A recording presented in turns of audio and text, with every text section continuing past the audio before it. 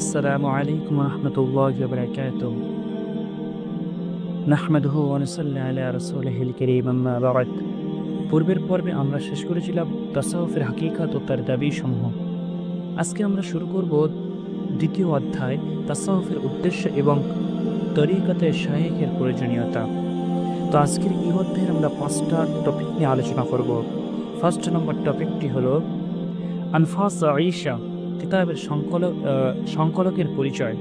দ্বিতীয় নম্বর টপিকটি হলো আনফাস আয়েশা, কিতাবের পরিচয়। তৃতীয় নম্বর টপিকটি হলো তাসাউফের মূল উদ্দেশ্য কি। চতুর্থ নম্বর টপিকটি হলো শায়েখের প্রয়োজনীয়তা এবং পঞ্চম নম্বর টপিকটি হলো হযরত থানভী রাহমাতুল্লাহি আলাইহির একটি ঘটনা। তো শুরু হয়ে যাক ইনশাআল্লাহ। আল্লামা জাস্টিস রহমতুল্লাহ আলাই তিনি একটি খুতবা দিয়ে শুরু করছেন এই অধ্যায়টা। শুরু করছি আলহামদুলিল্লাহি রাব্বিল আলামিন ওয়াল আকিবাতু লিল মুত্তাকিন ওয়াসসালাতু ওয়াসসালামু আলা রাসূলিহিল কারীম ওয়া আলা আলিহি ওয়া আসহাবিহি আজমাইন ওয়া আলা কুল্লি মান তাবা'আহুম বিইহসান ইলা ইয়াউমিদ্দিন, আম্মা বা'দ। এরপর তিনি বলেন, খুতবাটা শেষ করে তিনি বলেন যে কয়েক বছর যাবত রমজানুল মুবারক হাকিমুল উম্মত মুজাদ্দিদ মিল্লাত হযরত মাওলানা আশরাফ আলী থানভী রাহমাতুল্লাহি আলাইহির মালফুজাত শোনানোর আমল চলছে। এটা শোনানোর দ্বারা উদ্দেশ্য হলো যে যাতে আমাদের অন্তরে আমাদের ইসলাহের ফিকির সৃষ্টি হয়। বিশেষ করে রমজান মাস হলো ইসলাহের নফস এবং আখলাকের সংশোধনের জন্য আল্লাহ তাআলার পক্ষ থেকে বিশেষ নিয়ামত। যদি মানুষ এই মাসের মূল্যায়ন করে, এই মাসে নিজের ইসলাহের চিন্তা করে এবং এই ব্যাপারে গুরুত্ব দেয়, তাহলে অতি তাড়াতাড়ি গন্তব্যের নিকটবর্তী পৌঁছে যাবে। এজন্য কয়েক বছর যাবৎ রমজানুল মুবারকে হযরত থানভী রাহমাতুল্লাহি আলাইহির আখলাক সংশোধন সম্পৃক্ত বক্তব্য শোনানোর এই ধারাবাহিকতা শুরু হয়েছে। প্রথম পয়েন্ট আজকের আনফাস আয়েশা, কিতাবের সংকলকের পরিচয়। এখন যে কিতাব আমার সামনে আছে এর নাম আনসাফে ঈসা। এই কিতাব হযরত থানভী রাহমাতুল্লাহি আলাইহির ইসলাহি মালফুজাত সম্বলিত এবং তার তারবিয়াত, দিক নির্দেশনা এবং নফসের বিভিন্ন রোগের চিকিৎসার জন্য উপকারী এবং পরীক্ষিত প্রেসক্রিপশন স্বরূপ, যেটা হযরত ওয়ালার বিশেষ খলিফা এবং অনুমতি প্রাপ্ত হযরত মাওলানা মুহাম্মদ ঈসা সাহেব সংকলন করেছেন। হযরত থানভী রাহমাতুল্লাহি আলাইহির খোলাফাদের সংখ্যা অনেক বেশি। তাদের মধ্যে থেকে প্রত্যেককে নিজের যোগ্যতা অনুযায়ী হযরত ওয়ালা থেকে ফয়জ অর্জন করেছেন। তাদের প্রত্যেকেই আমাদের জন্য সূর্য তুল্য, কিন্তু প্রত্যেক খলিফার মধ্যে এমন কিছু বিশেষত্ব আছে যা তাকে অন্যদের থেকে আলাদা করে দেয়। হযরত মাওলানা ঈসা সাহেব হযরত থানভী রাহমাতুল্লাহি আলাইহির শুরুর যুগের খলিফাদের অন্তর্ভুক্ত। তার ব্যাপারে এই কথা প্রসিদ্ধ আছে যে তিনি হযরত থানভীর সঙ্গে সাদৃশ্যতার ক্ষেত্রে ছিলেন অতুলনীয়। বাহ্যিক আকার, আকৃতি, পোশাক পরিচ্ছদ, চলাফেরা, ওঠা বসা প্রতিটি জিনিসই হযরত ওয়ালার সঙ্গে অনেক বেশি সাদৃশ্যপূর্ণ ছিলেন। এমনকি আওয়াজের ক্ষেত্রেও সাদৃশ্যপূর্ণ ছিলেন। সুতরাং যখন তিনি কোরআনুল কারীম তেলাওয়াত করতেন, তখন বাইরে থেকে শ্রবণকারী ধক্কা খেত যে হযরত থানভী তেলাওয়াত করছেন, অথচ তেলাওয়াত করছেন হযরত আয়েশা সাহেব রাহমাতুল্লাহি আলাইহি। যখন বাহ্যিক সাদৃশ্যতা এত বেশি ছিল, তখন ভেতরগত এবং অন্তরে হযরত থানভী থেকে কি পরিমাণ ফয়জ অর্জন করেছেন তার পরিমাপ আমরা করতে পারবো না। যখন কোনো ব্যক্তির শায়েখের সঙ্গে বেশি মহাব্বত হয়, সম্পর্ক পরিপূর্ণ হয়, এরপরে দীর্ঘদিনের সোহবত, ওঠা বসা এবং মনোযোগের সঙ্গে ফয়জ অর্জন করতে থাকে, তখন অনেক সময় বাহ্যিকভাবে অভ্যাসেও মুশাবাহাত হতে থাকে। হযরত সাহাবায়ে কেরাম রাদিয়াল্লাহু তাআলা আনহুমের জামানায়ও এর উদাহরণ পাওয়া যায়। সুতরাং হযরত আব্দুল্লাহ ইবনে মাসউদ রাদিয়াল্লাহু তাআলা আনহুর ব্যাপারে বর্ণিত আছে যে কানা আশবাহান নাসি সামতান ওয়াদালান ওয়া হাদিজান বিরাসূলিল্লাহি সাল্লাল্লাহু আলাইহি ওয়াসাল্লাম ইবনে উম্মি আবদ। হযরত আব্দুল্লাহ ইবনে মাসউদ রাদিয়াল্লাহু তাআলা আনহুর চলাফেরা, ওঠা বসা, পোশাক পরিচ্ছদের যত সাদৃশ্যতা হুজুর সাল্লাল্লাহু আলাইহি ওয়াসাল্লামের সঙ্গে ছিল, এত সাদৃশ্যতা অন্য কারোর অর্জন হয়নি। সুতরাং মানুষ তাকে দেখে সে চোখ এভাবে ঠান্ডা করত, যেভাবে নবীজি সাল্লাল্লাহু আলাইহি সাল্লামের দর্শনের মাধ্যমে ঠান্ডা করত। হযরত সাহাবায়ে কেরাম রাদিয়াল্লাহু তাআলা আনহুম এবং নবীজি সাল্লাল্লাহু আলাইহি সাল্লামের বিষয়টি তো আলাদা, তারপরেও এর কাছাকাছি নমুনা উম্মতের মাঝেও দেখা যায়। অনুরূপভাবে একটা নমুনা হলো হযরত মাওলানা ঈসা সাহেব রাহমাতুল্লাহি আলাইহি এবং তার শায়েখের, যে ব্যক্তি মাঝে বাহ্যিকভাবেও এত সাদৃশ্যতা অর্জন হয়েছে, তার ব্যাপারে এর অনুমান করা যেতে পারে যে তিনিও শায়েখের মেজাজ, তার অবস্থা এবং তার ইলম ও ফয়জ গ্রহণ করেছেন এবং দীক্ষা লাভ করেছেন। আনফাস ও আয়েশা কিতাবের পরিচয়। মোট কথা হযরত মাওলানা মুহাম্মদ ঈসা সাহেব হযরত থানভী রাহমাতুল্লাহি আলাইহির সোহবত এবং খেদমতে থাকাকালীন সময় হযরত ওয়ালা থেকে যে কথা শুনেছেন এবং যে শিক্ষা অর্জন করেছেন, তার সারমর্ম আমাদের জন্য এই কিতাব আনফাস ও আয়েশা এর মধ্যে সংকলন করেছেন। এই কিতাব হযরতের অন্যান্য সাধারণ মালফুজাতের কিতাবের মতো নয়। আমি কিন্তু আনফাসে ঈসা কিতাবের পরিচয় শুরু করে দিয়েছি, দ্বিতীয় পয়েন্টটা বলা হয়নি, যেটা আপনার থেকে বলছি। সুতরাং সাধারণ মালফুজাত ও মজলিসের কিতাবের মধ্যে এটা দেখা যায় যে হযরত ওয়ালা কোনো বিষয়বস্তু সম্পর্কে একটি কথা বলেছেন, অতঃপর সামান্য পরে অন্য কোনো বিষয়বস্তু সম্পর্কে আরেকটা কথা বলেছেন এবং এরপরে তৃতীয় বিষয় সম্পর্কে বলেছেন, আর মানুষেরা এই কথাগুলোকে সংকলন করা শুরু করেছে। কিন্তু এই কিতাবের মধ্যে হযরত মুহাম্মদ ঈসা সাহেব এমনটি করেননি, বরং হযরত থানভীর সোহবতে থাকাকালীন তাসাউফ ও তরিকত সম্পৃক্ত যা কিছু শুনেছেন এবং যে শিক্ষা অর্জন করেছেন, প্রথমে এগুলোকে হজম করেছেন। এরপর এর সারমর্ম এভাবে লিখেছেন যে অধিকাংশ শব্দ হযরত থানভী রাহমাতুল্লাহ আলাইহি নিজের এভাবে এই শিক্ষার সার নির্যাস আমাদের জন্য এই কিতাবের মধ্যে সংকলন করেছেন। অতএব আনফাস বা আয়েশা কিতাব আমাদের জন্য বড় আশ্চর্য ধরনের নিয়ামত। অথবা দ্বিতীয় পয়েন্টটি শেষ করলাম, এবার তৃতীয় পয়েন্টটি শুরু করছি যে তাসাউফের মূল উদ্দেশ্য কি।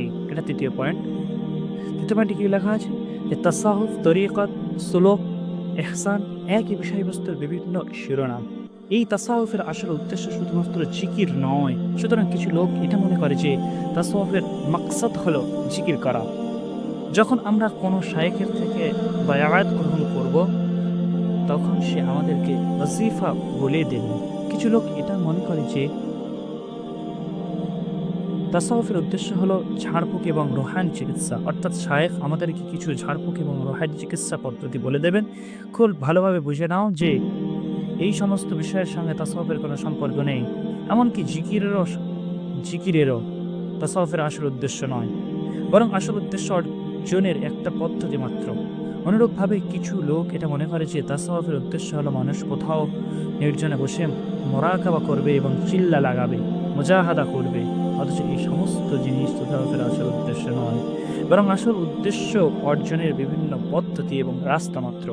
অতঃপর তাসাউফের আসল উদ্দেশ্য কি?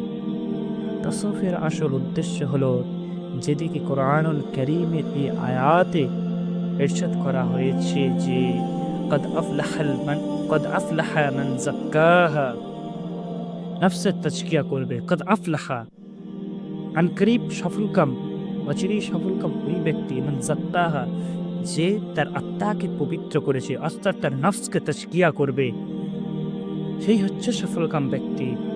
আল্লাহ তাআলা নবী সাল্লাল্লাহু আলাইহি সাল্লামকে প্রেরণের উদ্দেশ্যে বর্ণনা করতে গিয়ে বলেছেন যে রব্বানা ওয়াবআস ফীহিম রাসূলাম মিনহুম ইয়াতলু আলাইহিম আয়াতিক ওয়া ইউআল্লিমুহুমুল কিতাবা ওয়াল হিকমাতা ওয়া ইউযাক্কিহিম। এই আয়াতের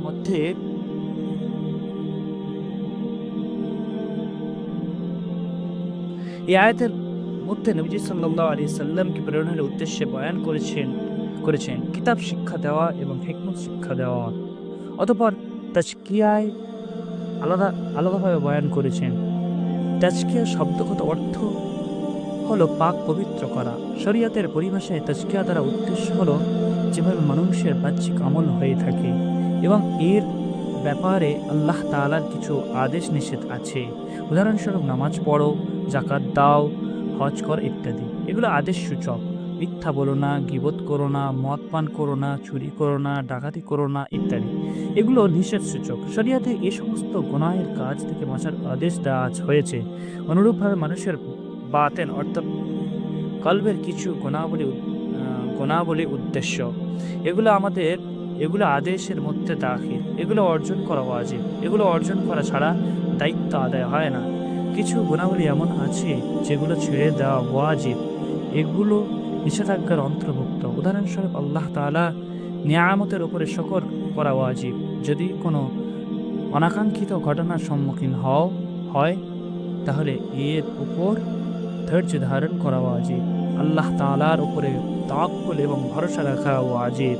নম্রতা অবলম্বন করা অর্থাৎ নিজেকে তুচ্ছ মনে করা ওয়াজিব। ইখলাস হাসিল করা অর্থাৎ মানুষ যে কাজই করবে এটা শুধুমাত্র আল্লাহ তাআলার সন্তুষ্টির জন্য করবে, এই ইখলাস অর্জন করা ওয়াজিব। ইখলাস ছাড়া কোনো আমলই গ্রহণযোগ্য নয়।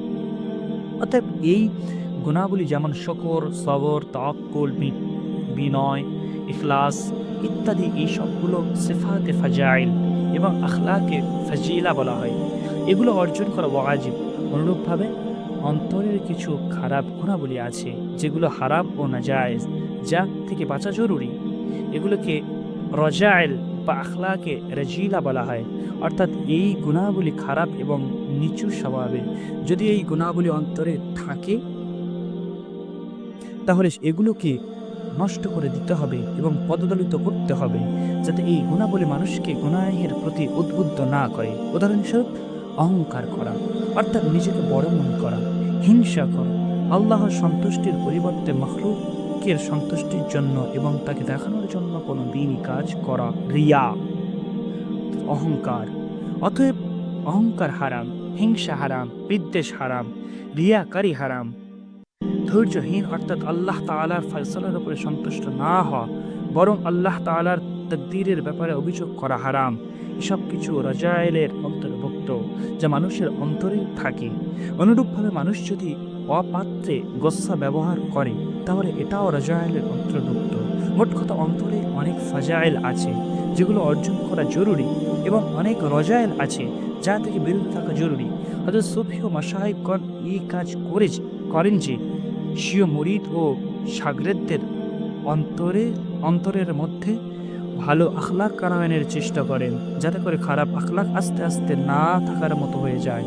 যার জন্য হযরত তানবীর রাহমাতুল্লাহি আলাইহি এই পরিভাষা বর্ণনা করেছেন যে, যার অর্থ হলো অন্তরে যে খারাপ গুণাবলী আছে এইগুলোকে এত পদদলিত এবং এত পেটাও যে এর পরে খারাপ অভ্যাস অবশিষ্ট না থাকে। একেবারে নিঃশেষ তো হবে না, কিন্তু না থাকার মতো হয়ে যাবে। মোট কথা, তাসাউফের খারাপ অভ্যাসকে পদদলিত করা হয়। এবং ফাজাইল অর্জন করা হয়। তাসাউফের মূল উদ্দেশ্য এটাই। তাসাউফের এটির মধ্যে খারাপ অভ্যাসকে পদদলিত করা হয় এবং ফাজাইল অর্জন করা হয়, ভালো কর্ম অর্জন করা হয়, ভালো কাজে উদ্বুদ্ধ করা হয়। এরই নাম তাজকিয়া, পাক শুদ্ধ। আর এটাই তাসাউফের আসল উদ্দেশ্য, যেটা পূর্বে আমি এক্ষুনি বললাম। শাইখের প্রয়োজনীয়তা, আমরা চতুর্থ পয়েন্টে চলে এসেছি যে শাইখের প্রয়োজনীয়তা কি আমাদের জীবনে। কিন্তু তিনি কি বলছেন এতে, কিন্তু সাধারণ এই জিনিস কোনো শাইখের সোহবত অর্জন করা ছাড়া এবং শাইখের সামনে নিজেকে বিলীন করে দেওয়া ছাড়া অর্জন হয় না। কেন? এই জন্য যে প্রত্যেক ফন অর্জনের জন্য তার অভিজ্ঞ ব্যক্তির কাছে যাওয়া জরুরি। যদি ফিকহের মাসালা জানার প্রয়োজন হয় তাহলে কোনো মুফতি সাহেবের কাছে চলে যাও, কেননা এই ফনে তিনি অভিজ্ঞ। সে জানে কোন প্রশ্নের কি উত্তর দেওয়া উচিত। কিন্তু অন্তরের বিষয়গুলি সম্পর্কে অভিজ্ঞতা অর্জন করা এবং এটা জানা যে এই ব্যক্তির মাঝে এই রোগ আছে কিনা, কেননা অন্তরের রোগ গোপন থাকে এবং খুব সূক্ষ্ম ধরনের হয়ে থাকে। একটা জিনিস অনেক ভালো এবং আরেকটা জিনিস অনেক খারাপ, কিন্তু উভয়ের মাঝে পার্থক্য সৃষ্টি করা কঠিন। উদাহরণস্বরূপ, অহংকার করা হারাম এবং এ থেকে বাঁচা ওয়াজিব। এজন্যই যে অহংকার সমস্ত রোগের মা, কিন্তু দ্বিতীয় গুণ নফসের মর্যাদা, আর এটা অর্জন করা ওয়াজিব। কেননা স্বীয় নফসকে অপদস্থ করা জায়েজ নয়, কিন্তু এটা দেখতে হবে যে কোথায় অহংকার হচ্ছে এবং কোথায় নফসের মর্যাদা হচ্ছে। যেই কাজ আমি করছি এটা অহংকারের কারণে করছি নাকি নফসের মর্যাদার কারণে করছি, এই দুটার মাঝে কোনো ব্যক্তি পার্থক্য করবে এই দুটাকে কোন ব্যক্তিকে চিনবে যে এটা অহংকার এবং এটা নফসের মর্যাদা? এটা প্রত্যেক ব্যক্তির সক্ষমতাই নেই। বিশেষ করে নিজের মধ্যে এই রোগ আছে কিনা এটা বোঝা অনেক বড় কঠিন কাজ। উদাহরণস্বরূপ একটা রোগ হলো নিজের শ্রেষ্ঠত্ব রোগ হলো নিজের শ্রেষ্ঠত্ব sorry, উদাহরণস্বরূপ একটা রোগ হলো নিজের শ্রেষ্ঠত্ব বর্ণনা করা।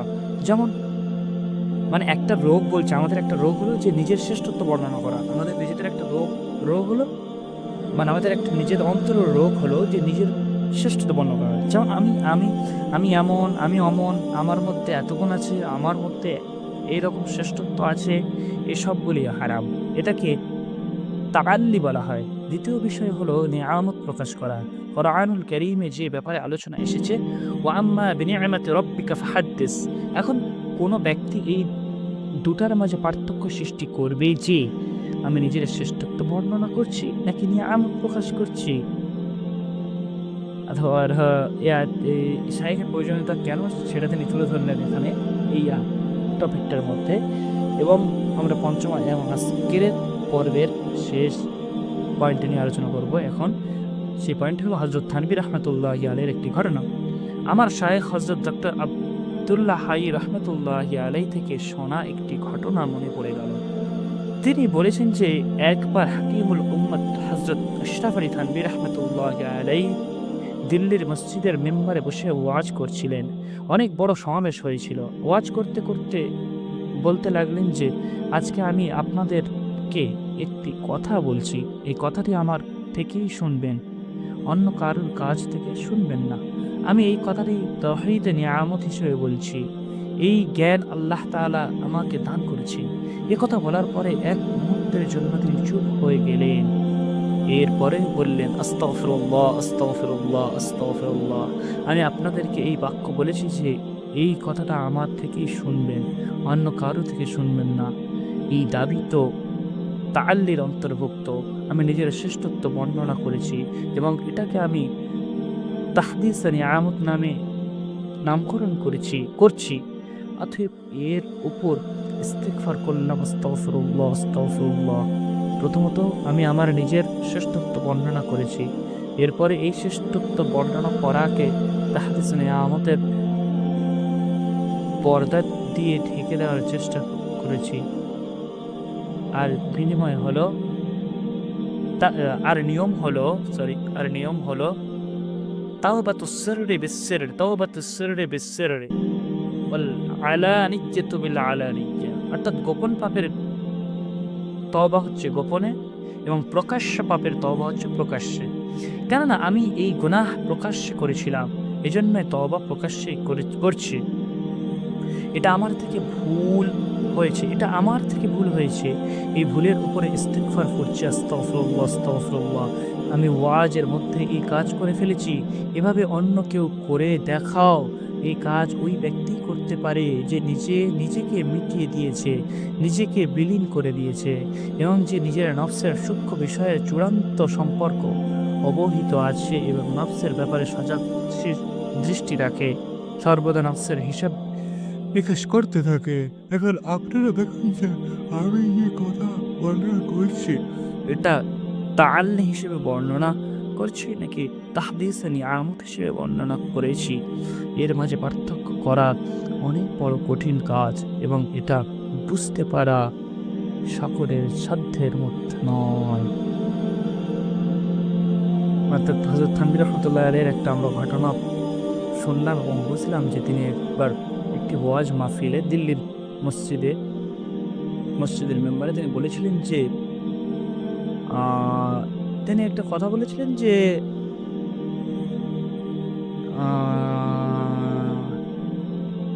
তিনি বলেছিলেন যে আজকে আমি আপনাদের একটি কথা বলছি, এই কথাটি আমার থেকেই শুনবেন, অন্য কারোর থেকে শুনবেন না। আমি এই কথাটা তাহদিসে নিয়ামত হিসেবে বলছি। এই যে এই এতটুকু কথা বলেছেন, এতটুকু কথার মধ্যে তিনি নিজে, নিজে উপলব্ধি করেছেন যে এর মধ্যে অহংকার আছে এবং অহংকার তো আছে একটা বড় পাপ, একটা পাপ হয়েছে। দ্বিতীয়ত পাপ হচ্ছে তিনি বলেছেন যে তিনি নিজেই বলছেন যে আমি এটাকে আ তাহদিসের নিয়ামত হিসেবে মানে পর্দা দিয়ে ঢাকতে চেয়েছি। এটা আরেকটা অপরাধ। অর্থাৎ এখানে বলতে চেয়েছেন উনি এটাই উদ্দেশ্য এটা বলতে চেয়েছেন অহংকার করা তো পাপ। এটা পূর্বেই পড়েছি এবং দ্বিতীয় পর এখানে এসে সেটাই বুঝলাম।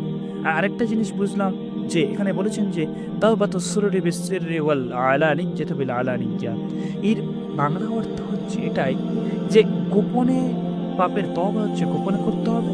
আর প্রকাশ্য পাপের তওবা হচ্ছে প্রকাশ্যে করতে হবে। অর্থাৎ থানভী রহমাতুল্লাহ আলাইহি তিনি একটা মজলিসে বসেছিলেন, তিনি বয়ান করছিলেন।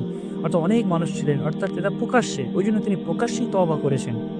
আমরা যদি কোনো গুনাহ গোপনে করি তাহলে আল্লাহ তাআলার কাছে আমাদের গোপনে চোখের পানি ফেলে তওবা করতে হবে। এটাই এই পয়েন্টে তুলে ধরেছেন এবং আজকের পর্বে এই ৫ টি পয়েন্ট আলোচনা করলাম।